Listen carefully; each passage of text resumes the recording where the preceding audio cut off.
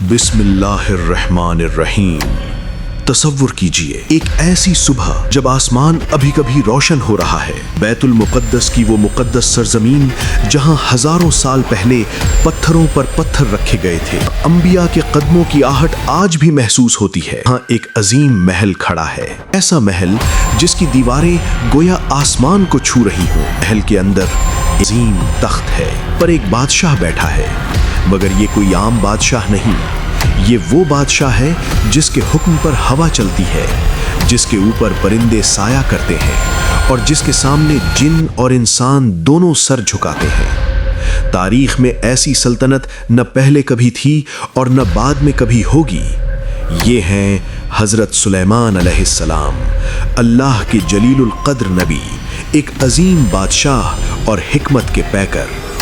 آج ہم ان کی وہ حیرت انگیز داستان سنیں گے جو قرآن مجید نے ہمیں سنائی ہے، وہ داستان جس میں طاقت بھی ہے، حکمت بھی، معجزات بھی اور اللہ کی بے مثال نعمتوں کا ذکر بھی۔ تو آئیے وقت کے پردے کو ہٹائیں اور چلیں اس دور میں جب زمین پر اللہ کی سلطنت کا ایک انوکھا نمونہ قائم تھا۔ پہلے ہمیں یہ سمجھنا ہوگا کہ حضرت سلیمان علیہ السلام کون تھے۔ وہ حضرت داؤد علیہ السلام کے فرزند تھے۔ حضرت داؤد علیہ السلام جو خود بھی اللہ کے نبی تھے، بنی اسرائیل کے بادشاہ تھے اور جنہیں اللہ تعالیٰ نے زبور عطا فرمائی تھی۔ سوچئے، جس گھرانے میں نبوت ہو، جہاں ہر صبح اللہ کا ذکر ہو اور ہر شام عبادت اور شکر ادا کیا جاتا ہو، ایسے گھرانے میں جو بچہ پرورش پاتا ہو، اس کی تربیت کیسی ہوگی؟ حضرت سلیمان علیہ السلام بچپن ہی سے غیر معمولی تھے۔ ان کی ذہانت، ان کی بصیرت، ان کا فہم، یہ سب ان کے ہم عمر بچوں سے بالکل مختلف تھا، اور اس ذہانت کا پہلا عملی ثبوت اس وقت سامنے آیا جب وہ ابھی بہت کم عمر تھے۔ قرآن مجید نے اس واقعے کو بیان فرمایا ہے۔ ایک دن حضرت داؤد علیہ السلام کے دربار میں دو آدمی آئے۔ ان دونوں کے درمیان ایک تنازعہ تھا۔ پہلے آدمی کا ایک کھیت تھا، اس نے بڑی محنت سے زمین تیار کی تھی، بیج بوئے تھے اور فصل خوب لہلہا رہی تھی۔ کٹائی کا وقت قریب تھا۔ دوسرے آدمی کے پاس بکریوں کا ایک ریوڑ تھا۔ رات کے اندھیرے میں جب کھیت کا مالک سو رہا تھا، بکریاں اس کھیت میں داخل ہو گئیں۔ صبح ہوئی تو منظر دل دہلا دینے والا تھا۔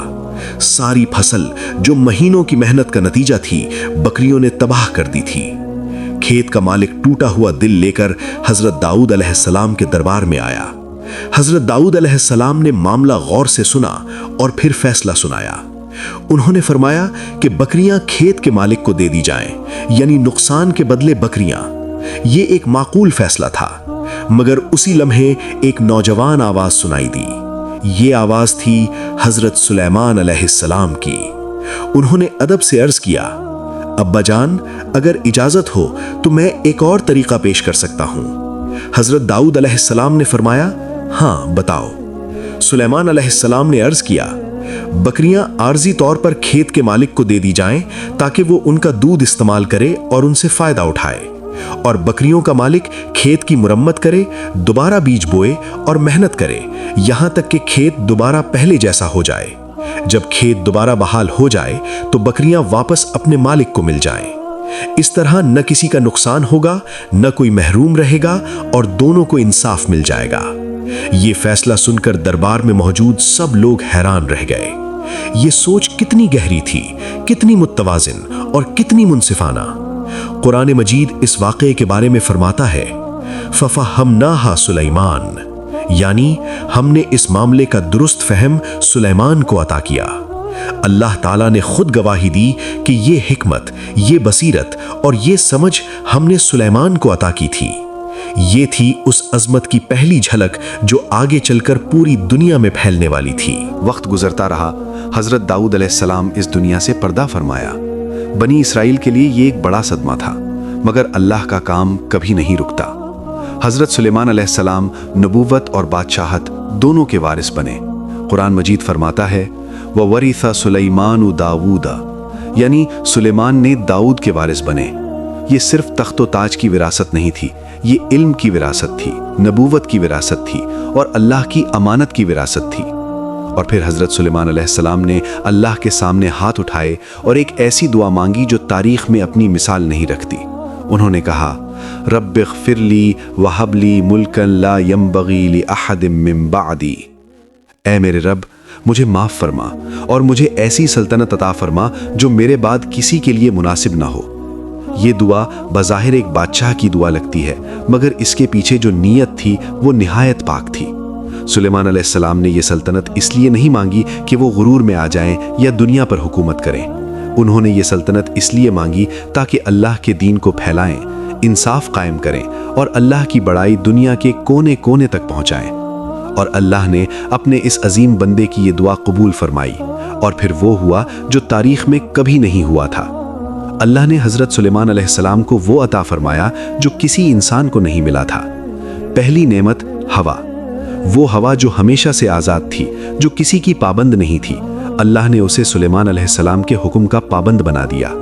قرآن فرماتا ہے، وَلِسُلَيْمَانَ الرِّيحَ غُدُوُّهَا شَهْرٌ وَرَوَاحُهَا شَهْرٌ، یعنی ہم نے ہوا کو سلیمان کے لیے مسخر کر دیا۔ صبح کا سفر 1 مہینے کا اور شام کا سفر بھی 1 مہینے کا۔ ذرا سوچیں، جو راستہ پیدل یا گھوڑے پر 1 مہینے میں طے ہوتا وہ ہوا کے ذریعے چند گھنٹوں میں طے ہو جاتا۔ یہ کوئی افسانہ نہیں، یہ اللہ کا معجزہ ہے، قرآن کا بیان ہے۔ دوسری نعمت جنات، وہ مخلوق جسے انسان دیکھ نہیں سکتا، جو آگ سے بنی ہے، جو غیر معمولی طاقت رکھتی ہے۔ اللہ نے اسے سلیمان علیہ السلام کے تابع کر دیا۔ جنات ان کے لیے کام کرتے تھے، بڑے بڑے محل تعمیر کرتے تھے، سمندر کی گہرائیوں میں غوطہ لگا کر موتی نکالتے تھے، عظیم عمارتیں بناتے تھے جو آج بھی ذہن کو حیران کر دیتی ہیں۔ قرآن میں ان جنات کا ذکر آیا ہے جو ہر طرح کا کام کرتے تھے، عمارت سازی، غوطہ خوری، اور جو حکم عدولی کرتا وہ سزا کا مستحق ہوتا۔ تیسری نعمت پرندوں کی فوج۔ حضرت سلیمان علیہ السلام کے لشکر میں صرف انسان نہیں تھے، ان کے ساتھ پرندوں کی فوج بھی تھی۔ یہ پرندے ان کی خبر رسانی کا ذریعہ بھی تھے اور لشکر کی حفاظت کا ذریعہ بھی۔ اور سب سے حیرت انگیز نعمت وہ صلاحیت جو شاید کسی اور کو نہیں دی گئی، پرندوں اور جانوروں کی زبان سمجھنے کی صلاحیت۔ قرآن میں حضرت سلیمان علیہ السلام کا یہ قول آیا ہے، یا ایھا الناس علمنا منطق الطیر، اے لوگوں ہمیں پرندوں کی بولی سکھائی گئی ہے۔ یہ صرف ایک اعلان نہیں تھا، یہ اللہ کے شکر کا اظہار تھا، یہ بتانا تھا کہ یہ عظمت ہماری نہیں، یہ اللہ کا عطیہ ہے۔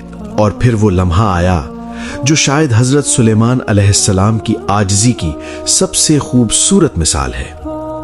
ایک دن ان کا عظیم لشکر روانہ ہوا، انسانوں کی صفیں، جنات کی صفیں، پرندوں کی صفیں، سب منظم ترتیب میں چل رہی تھیں۔ یہ ایسا منظر تھا جسے دیکھنے والا ہل جائے، زمین لرز رہی ہوگی ان قدموں سے، آسمان بھر گیا ہوگا ان پرندوں سے، اور یہ عظیم لشکر ایک وادی سے گزرنے لگا۔ اس وادی کا نام قرآن میں وادی النمل بیان ہوا ہے، یعنی چیونٹیوں کی وادی۔ اس وادی میں چیونٹیوں کی ایک پوری بستی آباد تھی، اور جب اس بستی میں رہنے والی ایک چیونٹی نے وہ عظیم لشکر دیکھا تو اسے ڈر لگا۔ اس نے اپنی ساتھی چیونٹیوں کو پکارا۔ قرآن مجید نے اس چیونٹی کی بات کو اپنے اندر محفوظ کر لیا۔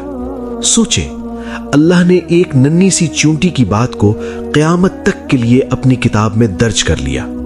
اس چیونٹی نے کہا، یا ایھا النمر ادخلوا مساکنکم لا یحطمنکم سلیمان وجنودہ وہم لا یشعرون، اے چیونٹیوں اپنے گھروں میں داخل ہو جاؤ، کہیں ایسا نہ ہو کہ سلیمان اور اس کا لشکر تمہیں کچل دے اور انہیں خبر بھی نہ ہو۔ ذرا غور کیجئے اس چیونٹی کی عقل پر۔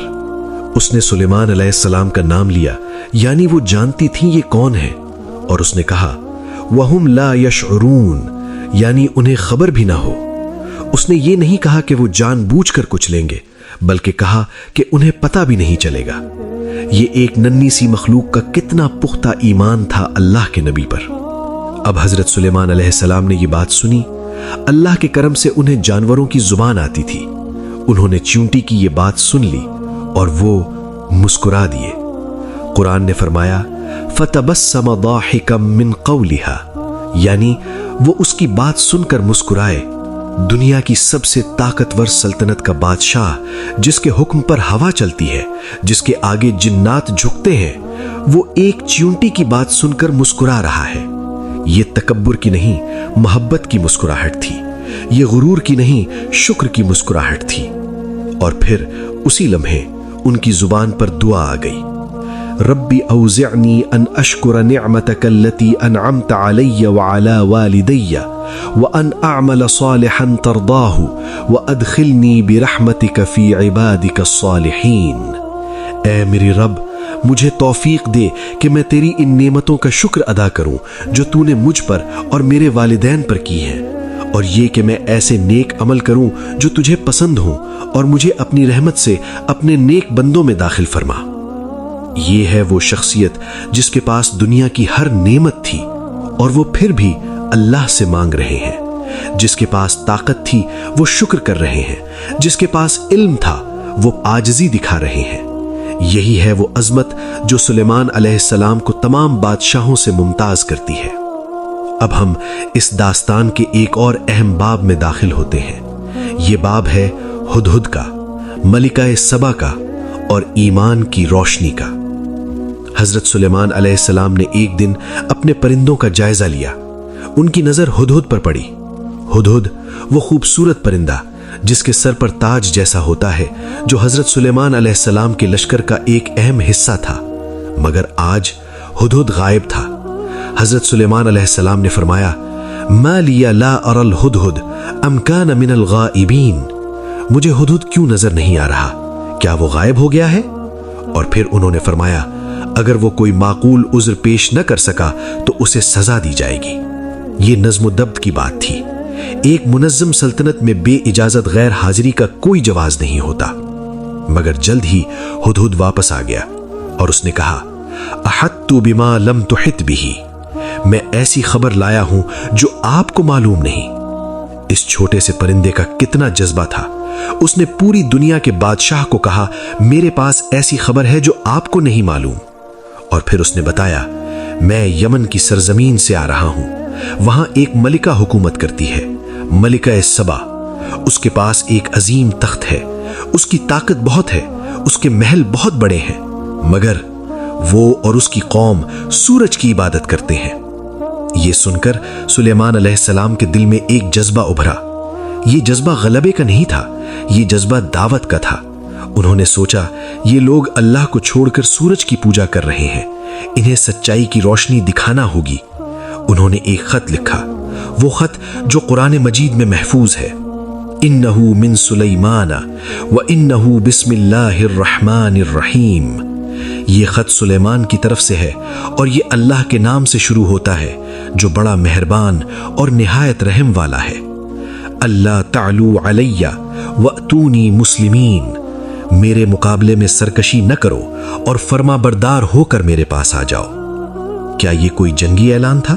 نہیں، یہ دعوت تھی، نرم الفاظ میں حق کی دعوت۔ ہدہد نے وہ خط اپنے پروں میں تھاما اور یمن کی طرف اڑ گیا۔ ملکہ سبا، جس کا نام بعض روایات میں بلقیس بیان کیا گیا ہے، ایک دانا اور طاقتور حکمران تھی۔ جب اسے وہ خط ملا تو اس نے اپنے درباریوں کو بلایا۔ اس نے کہا، یا ایھا الملأ انی القی الی کتاب کریم۔ اے درباریوں، مجھے ایک اہم خط ملا ہے۔ اس نے خط پڑھا اور اپنے درباریوں سے مشورہ مانگا۔ اس کے درباری جنگ کے حامی تھے۔ انہوں نے کہا، ہم طاقتور ہیں، آپ حکم دیں تو ہم لڑیں گے۔ مگر ملکہ نے کہا، جب طاقتور بادشاہ کسی بستی میں داخل ہوتے ہیں تو اسے تباہ کر دیتے ہیں، یعنی میں جنگ نہیں چاہتی۔ آخر کار ملکہ نے فیصلہ کیا کہ پہلے تحائف بھیجے جائیں اور دیکھا جائے کہ یہ بادشاہ کیسا ہے۔ مگر حضرت سلیمان علیہ السلام نے تحائف واپس کر دیے۔ انہوں نے کہا، مال و دولت مجھے نہیں چاہیے، میں صرف یہ چاہتا ہوں کہ تم اللہ کے سامنے سر جھکاؤ۔ یہ سن کر ملکہ نے خود آنے کا فیصلہ کیا۔ اور اب اس سفر سے پہلے سلیمان علیہ السلام نے ایک سوال اپنے دربار میں رکھا۔ انہوں نے کہا، ایکم یاتینی بعرشہا قبل ان یاتونی مسلمین۔ تم میں سے کون ہے جو ملکہ کے آنے سے پہلے اس کا تخت یہاں لے آئے؟ یہ سوال کیوں کیا؟ کیونکہ سلیمان علیہ السلام چاہتے تھے कि मलिका को अल्लाह की कुदरत का मुजाहरा दिखाया जाए। एक जिन बोला, मैं आपके अपनी जगह से उठने से पहले इसे ले आऊंगा। मगर फिर एक और शख्स ने कहा, एक शख्स जिसके पास किताब का इल्म था, जिसे आलम किताब कहा जाता है, उसने कहा, अना आती कबिही क़ब्ल अन यर्तद्द इलैका तरफुक, मैं आपकी पलक झपकने से पहले इसे ले आऊंगा। और पलक झपकी और तख्त हाजिर था। वो तख्त जो हजारों मील दूर था, एक लम्हे में आ गया। ये अल्लाह की कुदरत का एक और नमूना था जो सुलेमान अलैहिस्सलाम के जरिए दुनिया को दिखाया गया। जब सुलेमान अलैहिस्सलाम ने वो तख्त देखा तो कहा, हाज़ा मिन फضल रब्बी लियब्लुवनी अअश्कुरु अम अकफुर, ये मेरे रब का फजल है, वो मुझे आजमा रहा है कि मैं शुक्र करता हूँ या नाशुक्री। ये जुमला सुने, दुनिया का सबसे ताकतवर बादशाह वो कह रहा है, ये मेरे रब का फजल है, मैं यहाँ कुछ नहीं, सब कुछ अल्लाह का है। क्या आज के दौर में हम अपनी छोटी छोटी कामयाबियों पर भी ऐसा सोचते हैं? जब तरक्की मिलती है तो क्या हम कहते हैं ये मेरे रब का फजल है, या हम कहते हैं ये मेरी मेहनत का नतीजा है? सुलेमान अलैहिस्सलाम का ये जुमला आज भी हमें सबक देता है। अब मलका सबा का काफिला बैतुल मक़दस पहुंचा। महल में उसे ले जाया गया और फिर वो लम्हा आया जब उसे शीशे के महल से गुजरना था। ये महल जिन्नात ने बनाया था। इसका फर्श बिल्कुल शफाफ शीशे का था। इसके नीचे पानी बह रहा था और उस पानी में मछलियां थीं। जब मलिका इस महल में दाखिल हुई तो उसने फर्श देखा और समझी कि पानी है। उसने अपना दामन उठा लिया। तब उसे बताया गया, इन्नहु सरहुम मुमर्रदुम मिन क़वारीर, ये शीशे का चिकना महल है। मलिका एक लम्हे के लिए रुक गई। उसके दिल में कुछ हिला। उसने महसूस किया कि ये कोई आम बादशाह नहीं है, इस सल्तनत के पीछे कोई और ताकत है। और फिर वो अल्फाज निकले जो मलिका सबा के मुंह से निकले और कुरान मजीद ने उन्हें हमेशा के लिए महफूज कर लिया। रब्ब इन्नी ज़लमतु नफ्सी व अस्लमतु मअ सुलैमान लिल्लाहि रब्बिल आलमीन। ऐ मेरे रब, मैंने अपने आप पर जुल्म किया था और अब मैं सुलेमान के साथ अल्लाह रब्बुल आलमीन के सामने सरे तस्लीम खम करती हूँ। ये ईमान का वो लम्हा था जिसने एक पूरी सल्तनत की तकदीर बदल दी। एक मलिका जो सूरज की पूजा करती थी, वो अल्लाह के सामने झुक गई।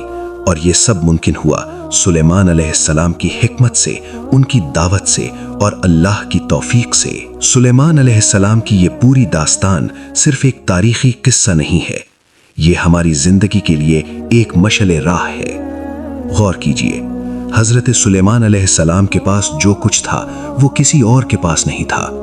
हवा उनके ताबे थी, जिन्नात उनके ताबे थे, परिंदे उनके ताबे थे, इंसान उनके ताबे थे। पूरी कायनात गोया उनके सामने झुकी हुई थी, मगर उन्होंने कभी नहीं कहा कि ये मेरी ताकत है। उन्होंने हमेशा कहा ये मेरे रब का फजल है। एक चूंटी ने एक लफ्ज कहा और वो मुस्कुरा दिए और अल्लाह का शुक्र अदा किया। एक मलिका ने ईमान कबूल किया और उन्होंने अल्लाह की हम्द की। एक अजीब मोजज़ा हुआ और उन्होंने कहा मेरे रब ने मुझे आजमाया। ये है वो अंदाज जो